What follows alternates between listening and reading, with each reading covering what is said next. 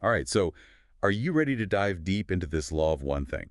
Absolutely. I think it's a fascinating concept, and you've sent over some really interesting material by Deepak Chopra. Yeah, his writing seemed like a good place to start for this deep dive. Yeah, definitely. So to kind of lay the groundwork, the law of one basically suggests that everything's interconnected, right? Like we're all part of this big cosmic dance. Okay, so it's like we're all connected. I can kind of grasp that idea, but how does Chopra approach this idea of interconnectedness? Well, Chopra dives right into this idea of universal A matrix. matrix. Whoa, okay. Yeah, he describes it as like a field of pure potentiality, this nothingness that gives rise to everything. Hold on. Nothingness creating something? How does that even work? Right. It does seem kind of paradoxical, but think of it like this. He uses the analogy of an acorn. An acorn. So you have this tiny acorn, right? But within it is the potential for a massive oak tree. I see what you mean. It's not that the oak tree is literally inside the acorn, but it's like the blueprint, the possibility is there. Exactly. So this matrix is like the acorn containing the potential for everything in the universe. Wow. Okay, so then where do we fit into all of this? I mean, Yeah. are we just passive observers in this matrix, or do we actually have a role to play? That's where it gets really interesting. Chopra says we're not just observers, we're active participants. Okay, so we're not just along for the ride, we're actually influencing things. Yeah, our thoughts, our intentions, our desires all interact with this field and influence reality. Okay, so we have a hand in shaping the universe. That's a pretty powerful thought. Right, but with great power comes great responsibility. I was just going to say that what does Chopra say about how to use this power responsibly? Well, that's where aligning ourselves with this law of one comes in. It's not about trying to like bend the universe to our will, but understanding the natural flow of energy and working with it. Got it. So less about forcing things to happen and more about working with the universal energy. Can you give me an example of what that would look like in real life? Sure, Chopra uses golf as an analogy. Golf. Okay. He talks about how, like, when you try to force a perfect swing, you often get frustrated and miss the shot. Right, you tense up and overthink it. Exactly, but when you surrender to the natural flow of the game, trust your instincts, and allow things to unfold, that's when the magic happens. I can see that. So it's about finding that sweet spot between effort and surrender intention and allowing. How do we apply that to life beyond the golf course, though? I mean, some things require a bit more effort than just swinging a club. Absolutely, but the principle is the same. It's about recognizing that we're part of something bigger than ourselves, right? And our actions have consequences that ripple outward. It's about making choices that are in harmony with the well-being of the whole, not just our own selfish desires. Okay, that's starting to make sense, but I have to admit, this whole universal matrix and constant interplay of energy thing is still a bit mind-boggling. Right. Does Chopra give us any practical tips for tapping into this flow and understanding our role in it all? He places a lot of emphasis on stillness and meditation. Meditation there. Yeah, he sees those as tools for connecting to that universal energy and getting clarity on our desires and intentions. Okay, meditation. Hmm. I've heard a lot about the benefits, but I've always struggled to actually quiet my mind. Is it really possible for someone like me to actually benefit from meditation? Well, Chopra actually talks about that very challenge. He emphasizes that meditation is a practice. Okay, so it's not just like flipping a switch, you have to work at it. Right, and like any skill, it takes time and patience. He suggests starting small, maybe just a few minutes each day, focusing on your breath and gradually increasing the duration. That sounds a bit less intimidating. So it's about finding a rhythm that works for you and building from there. Exactly. And he also emphasizes that there are many different types of meditation. So it's about finding one that resonates with you. Oh, so it's not one size fits all. You can explore different techniques. Yeah, exactly. Whether it's mindfulness meditation, guided visualizations, or mantra based practices, the key is finding what helps you connect with that inner stillness. That's helpful to know. So it's about experimenting and finding what works best for you. But how does meditation actually help us understand the law of one? Well, Chopra believes that through stillness, we can tap into this deeper level of awareness, a place where we connect with the wisdom and guidance of the universe. So it's like we're quieting the mental chatter, stepping outside of our limited perspective and accessing a more expansive view of reality. Yeah, that's a good way to put it. Okay, that makes sense. Yeah. But how does that translate into real-world actions? How does understanding the law of one actually change how we live our lives? That's where the concept of giving comes in. Chopra highlights the universe as this dynamic exchange of giving and receiving. Being. So it's not just about meditating and manifesting our own desires. It's also about contributing to the world around us. Exactly. It's about understanding that we're all interconnected. What we give out comes back to us in some form. Okay, so it's like this constant flow of energy, a give and take between us and the universe. Yeah. So meditation helps us connect with that universal energy, and giving allows us to participate in that flow. Am I getting this right? You got it. It's And like we're tuning into the frequency of the universe, aligning ourselves with its rhythm, and contributing to the harmony of the whole. this is a lot to take in, but I'm starting to see how these pieces fit together. It's like Chopra's giving us this framework for understanding our place in the universe and empowering us to make choices that align with a greater purpose. Exactly. He's encouraging us to become conscious participants in the grand cosmic dance, to move beyond our limited perspective and embrace the interconnectedness of all things. This is fascinating stuff. We've covered a lot of ground from this idea of the universal matrix to the importance of giving. Any other key insights from Chopra before we wrap up this part of our deep dive? One more that stands out is his perspective on karma. Karma. Okay, interesting. He emphasizes that karma isn't about some cosmic punishment and reward system. It's more about the consequences of our actions, the ripple effects of our choices in this interconnected universe. So every action has a reaction.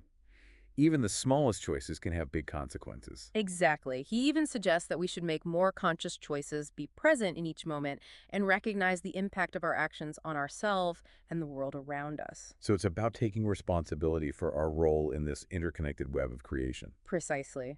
And that awareness, that sense of responsibility, can lead to more mindful and compassionate actions that contribute to the harmony of the whole. This is giving me a lot to think about. It seems like Chopra's work on the Law of One isn't just about these lofty spiritual concepts. It's about offering practical guidance for how to live more meaningful and fulfilling lives. You hit the nail on the head. It's not just a philosophy, it's a roadmap for how we can navigate our lives with more awareness, compassion, and purpose. This is definitely resonating with me. I'm already feeling a shift in my perspective, a sense of expanded awareness and possibility.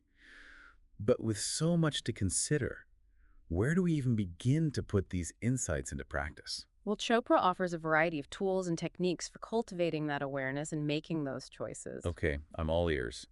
What are some of these tools? I'm ready to upgrade my spiritual toolkit. One of the foundational practices, as we touched on earlier, is meditation. He talks about it as a way to quiet the mind, to connect with that inner stillness, where we can access the wisdom and guidance of the universe. Meditation, got it. It makes sense that quieting the mind would help connect with that universal energy. But for someone who's never meditated before, it can seem a bit intimidating. Chopra provides a lot of guidance for beginners. Okay, that's good to know. He suggests starting with just a few minutes a day, focusing on the breath, and gradually increasing the duration as you become more comfortable. And he emphasizes the importance of finding a practice that resonates with you. Exactly. There are so many different types of meditation out there. So many options to explore. Exactly. Whether it's mindfulness meditation, guided visualization, or mantra-based practices, the key is finding what works best for you and making it a consistent part of your routine. Consistency is key, right? It's like building any other habit. It takes time and effort. Mm.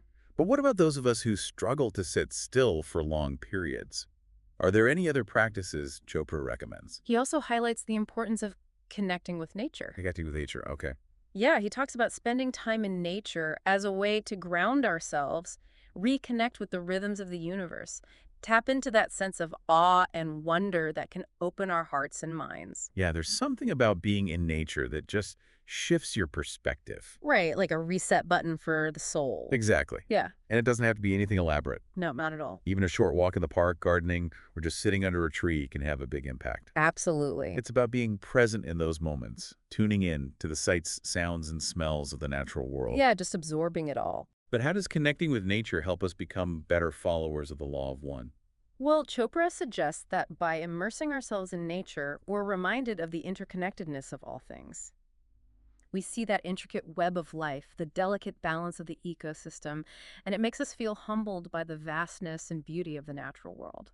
It's like nature becomes a mirror reflecting the interconnectedness that exists within us and all around us. Exactly. It's a way to step outside our limited human perspective and tap into a deeper sense of belonging, of being part of something much larger than ourselves. I love that. So meditation and connecting with nature are two key practices Chopra recommends for aligning ourselves with the Law of One. Are there others?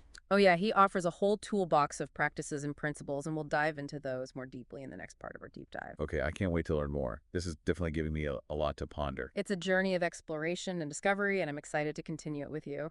So, we were talking about those tools and techniques that Chopra recommends. Right, for aligning ourselves with the law of one. Exactly. So, one that he emphasizes a lot is communication.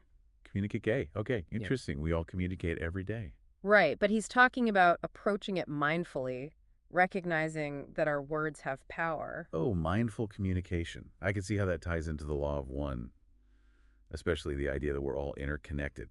What does Chopra suggest we do differently, though? He talks about being present and attentive when we're interacting with others, really listening to what they're saying and speaking with kindness and compassion, even in like challenging situations. That makes sense. It's easy to get caught up in our own heads and forget that the person we're talking to is also part of this interconnected web. Right, we're all connected. But how do we actually put that into practice? Do you have any personal tips for communicating more mindfully? Well, one thing that's helped me is to pause before I speak, especially when I'm feeling triggered or emotional. Just taking a few deep breaths can help create some space between my reaction and my response. That's a great tip. I'm definitely going to try that. It's so easy to just react impulsively, especially in heated conversations. Right, it can be tough. But if we can remember that our words have an impact, not just on the person we're talking to, but on this whole web of interconnectedness, Mm. that might motivate us to choose them more carefully. Exactly. It's about recognizing that our communication isn't just about transmitting information, it's about creating energy. And that energy ripples outwards, impacting the whole. Okay, that's a powerful way to look at it. So mindful communication is one tool. What else does Chopra recommend? Another practice he emphasizes is gratitude. Gratitude, okay. Yeah, he suggests that cultivating a sense of gratitude is key to aligning ourselves with this flow of abundance that's always available to us. Gratitude. I've heard that's a powerful practice, but I sometimes struggle to find things to be grateful for, especially when life feels challenging. What does Chopra say about that? Well, he acknowledges that life isn't always easy, but he encourages us to look for those small, everyday The blessings. small things. Yeah, like the warmth of the sun, the laughter of a loved one, even just the simple act of breathing. So it's about shifting our focus from what we lack to what we have, from a mindset of scarcity to a mindset of abundance. Precisely. And he suggests practicing gratitude in tangible ways, like keeping a gratitude journal, expressing our thanks to others, taking time to appreciate the beauty and blessings in our lives. Okay, those are great ideas. Mm. I can see how those practices would help to shift our perspective and align us with a more positive frequency. Yeah. But how does gratitude specifically connect to the law of one? Well, Chopra believes that gratitude is like this powerful expression of interconnectedness. Okay, so it's not just about us and what we're grateful for. It's about acknowledging the bigger picture. Yeah, when we're grateful for what we receive, we're acknowledging the interconnected web of life that sustains us. We're recognizing that we're not isolated individuals, but part of this larger whole that supports and nourishes us. I see. So it's like we're saying thank you to the universe for all the abundance that surrounds us. And in doing so, we're aligning ourselves with that flow of abundance. Exactly. And as we cultivate that sense of gratitude, we open ourselves up to receiving even more blessings. It's like we're tuning our internal radio to the frequency of abundance, and that attracts more of the same into our lives. Okay, this is starting to click for me. Yep. It's like Chopra's giving us this cheat sheet for hacking into the universal operating system. By aligning ourselves with the principles of the law of one, we can actually start to experience more harmony, abundance, and joy in our lives. That's a great way to put it. He's offering us this set of tools and practices that can help us tap into that inherent wisdom and power that resides within us and all around us. Okay, so we've got mindful communication and gratitude, two more powerful tools for aligning ourselves with the law of one. Any other practices Chopra recommends for deepening our understanding and living in harmony with this principle? Well, he talks a lot about forgiveness. Forgiveness, okay, that's a big one. Right, and he suggests that it's not just about letting go of anger and resentment towards others, but also forgiving ourselves for our own perceived shortcomings. Forgiving ourselves, yeah, that can be even harder sometimes. It can be. Why do you think Chopra emphasizes forgiveness so much in the context of the law of one? Well, I guess if we're holding on to all that negativity, it kind of blocks the flow, right? It's Yeah. like holding on to a grudge prevents us from fully experiencing the love and compassion that's at the heart of the law of one. Exactly. And When we hold on to anger, resentment, or guilt, we create these energetic blockages that prevent us from fully experiencing the love and compassion that's like the essence of the law of one. So forgiveness is about freeing ourselves from those negative emotions that are holding us back. Yeah, letting go of that baggage. But how do we actually forgive someone who's hurt us deeply, or even ourselves, when we feel like we've made a mistake? It's easier said than done. It is. Chopra encourages us to remember that we're all on a journey. We're all works in progress. Exactly. And we're all prone to making mistakes. Mm. He suggests approaching forgiveness as an act of compassion, both for ourselves and for others. Compassion, okay. And it's not about condoning harmful actions, but about releasing the grip that those actions have on our hearts and minds. So it's not about saying what happened was okay, but about choosing to let go of the pain and resentment it caused. Exactly. It's about freeing ourselves from that negativity. That makes sense. Holding on to anger and resentment only hurts us in the long run. But how does forgiveness tie into the bigger picture of the law of one?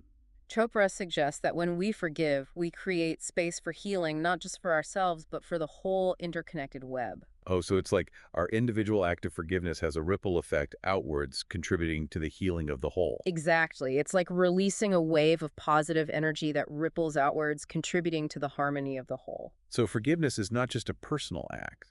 It's an act of service to the universe. Yeah, it's about contributing to the collective healing and evolution of all beings. This is really making me think. It's like forgiveness is a muscle that we need to strengthen.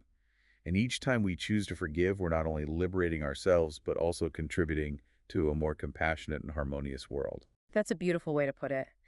And it highlights the interconnected nature of our existence. Our individual choices, even those that seem deeply personal, have an impact that extends far beyond ourselves. Okay, so we've explored mindful communication, gratitude, and forgiveness Yeah. as practices that can help us align with the law of one. But I'm curious, does Chopra ever address the concept of service? Like, how does our individual contribution fit into this larger picture of interconnectedness? He absolutely does. He views service as a natural expression of the law of one. Okay, so it's like recognizing our interconnectedness naturally leads to a desire to contribute to the well-being of the whole. Exactly. Like that sense of belonging, of being part of something larger than ourselves, inspires us to give back to make a positive impact. Make a difference. But with so many problems in the world, it can feel overwhelming. Where do we even begin? Well, Chopra suggests that service doesn't have to be this grand heroic act. Okay, so it doesn't have to be this big dramatic thing. Right. It can be as simple as offering a kind word, lending a helping hand, using our unique talents and skills to make a difference in our communities. So it's about finding those small, everyday ways to express our interconnectedness, to contribute to the collective good. But how does that relate to the law of one? Well, Chopra believes that when we act in service to others, we're aligning ourselves with that flow of love and compassion that's at the heart of the universe. So it's like we're tapping into that universal energy and channeling it through our actions. Exactly. We're recognizing that our individual well-being is intertwined with the well-being of all beings. That's a powerful reminder. Just Like, like, by helping others, we're ultimately helping ourselves. And by contributing to the collective good, we're creating a more harmonious and fulfilling world for everyone. you got it. And he suggests that service doesn't have to feel like a burden or obligation. It can be a source of joy and fulfillment. Oh, that's a good point. Mm, When we find ways to use our unique gifts and talents to make a difference, it can be really rewarding. exactly. We tap into a deeper sense of purpose and meaning. I love that. It's like finding that sweet spot where our passions and skills intersect with the needs of the world. But with so much to consider, how do we know if we're truly living in alignment with the law of one? Are there any indicators that we're on the right track? He does highlight a few key signs. Okay, what are they? One is a sense of inner peace and harmony. Inner peace. Yeah, when we're aligned with the law of one, we experience this deep sense of connection with ourselves and with the world around us. It's like that feeling of being in the flow, of being in the right place at the right time, like things are just clicking into place effortlessly. Exactly. It's a sense of ease and alignment even amidst the challenges and uncertainties of life. Okay, that makes sense. What else? Another sign is a sense of purpose and meaning. When we're living in alignment with the law of one, our actions feel aligned with a larger purpose. Like we're contributing to something bigger than ourselves. Exactly. Our lives become an expression of our soul's intention, and we feel this sense of fulfillment and satisfaction in what we're doing. Okay, so inner peace, purpose, and meaning. Yeah. What else? Chopra also talks about experiencing synchronicities. Synchronicities, those meaningful coincidences that seem to pop up when we're on the right path. Exactly. Those seemingly random events that carry deeper significance. Those moments where the universe seems to be whispering messages of guidance and support. Okay, that's giving me goosebumps. It's Yeah. like we're all part of this grand cosmic dance. Hmm. And when we're in sync with the rhythm of the universe, everything just seems to fall into place. But how do we know if we're interpreting those signs correctly? I mean, couldn't it just be our imagination running wild? Well, that's where discernment comes in. Discernment. Okay. Chopra suggests paying attention to our intuition, that inner knowing that often speaks to us in subtle ways. So it's about trusting our gut feelings, Hmm. those flashes of insight that come from a deeper source of wisdom. Exactly. But how do we differentiate between our intuition and our ego? Right, because the ego can be pretty loud and persuasive sometimes. How do we tell the difference? That's where practices like meditation and spending time in nature can be helpful. Okay, so quieting the mind helps us tune into our intuition. Exactly. By quieting the mind and connecting with the stillness within, we can create space for our intuition to emerge. Okay, so those practices help us create that space for our intuition to speak. And Chopra also emphasizes the importance of paying attention to our dreams, right? He does. He believes that our dreams can offer valuable insights and guidance from our subconscious minds. So it's about becoming more attuned to those subtle whispers of guidance that come from within, from our intuition, our dreams, our connection to the universe. Exactly. It's about paying attention to those subtle cues. But what if those whispers lead us in a direction that seems scary or uncertain? What if the path of alignment with the law of one takes us outside of our comfort zones? Well, that's where faith comes in. Faith, okay. Chopra believes that faith isn't about blind belief, but about trusting in the wisdom and benevolence of the universe, even when we don't fully understand the plan. So it's about surrendering to the flow, knowing that we're guided and supported, even when the path ahead is unclear. Exactly. It's about recognizing that we're not in control of everything. And sometimes the most transformative experiences come when we let go of our need to micromanage and allow the universe to guide us. This is giving me a whole new perspective on the journey of aligning ourselves with the law of one. Yeah. It's not about striving for perfection or having all the answers. It's about trusting the process, being open to new possibilities, and embracing the unknown with a sense of curiosity and adventure. That's a beautiful way to put it. It's about remembering that we're not alone on this journey. We have the support of the universe, the guidance of our intuition, and the love and connection of all beings. So it's about being aware of our internal state and noticing those shifts that might be signs that we're being influenced by those negative energies. Yeah, exactly. Like we're developing this sensitivity to our own energy field and noticing when something feels off. And if we do find ourselves feeling drained or negative, there are things we can do. Like what? Well, Chopra suggests practices like meditation, spending time in nature, or even just taking a few deep breaths can help. Okay, so just taking a moment to reconnect with ourselves. Yeah, just to kind of clear out those negative energies and replenish ourselves with positive vibrations. That makes sense. But I got to be honest, this whole idea of negative energies, it's still kind of hard for me to grasp. Like, if the universe is ultimately benevolent, as this whole law of one thing suggests, then how do we explain all the suffering and darkness in the world? Well, that's a question that's been around for ages, right? Definitely not a new one. And Chopra offers an interesting perspective on this. Okay, I'm curious.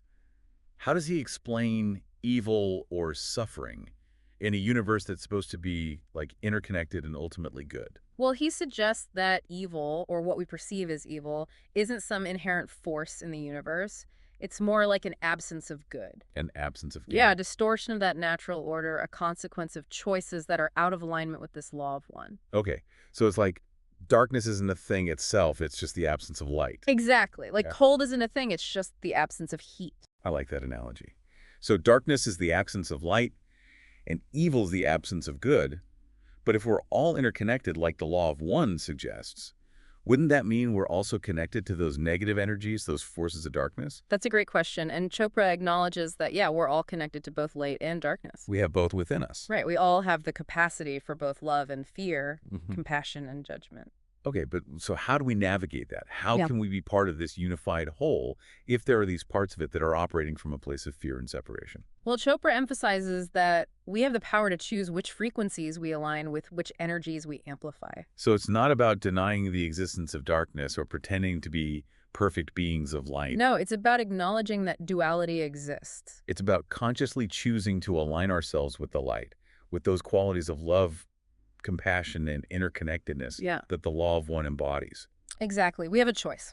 Okay, but that also feels like a huge responsibility. If our individual choices really can influence the collective consciousness, that's kind of a lot of pressure to make the right choices.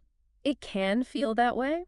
Chopra acknowledges that, but he encourages us to approach this responsibility with a sense of grace and humility. So not beating ourselves up if we make mistakes. Exactly. We're not expected to be perfect, but simply to do our best to align our thoughts, words, and actions with the principles of the law of one.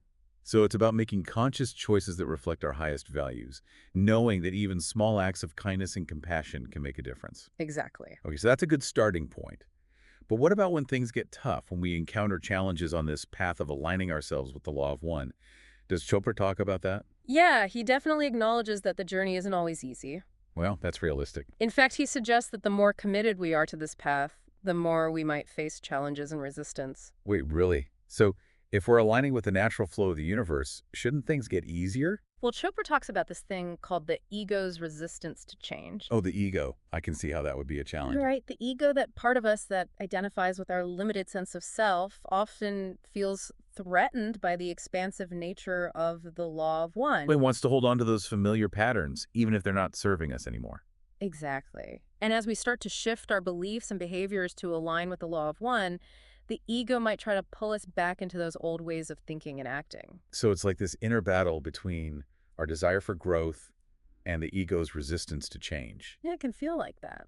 But how do we win that battle? Well, Chopra emphasizes the importance of self-awareness.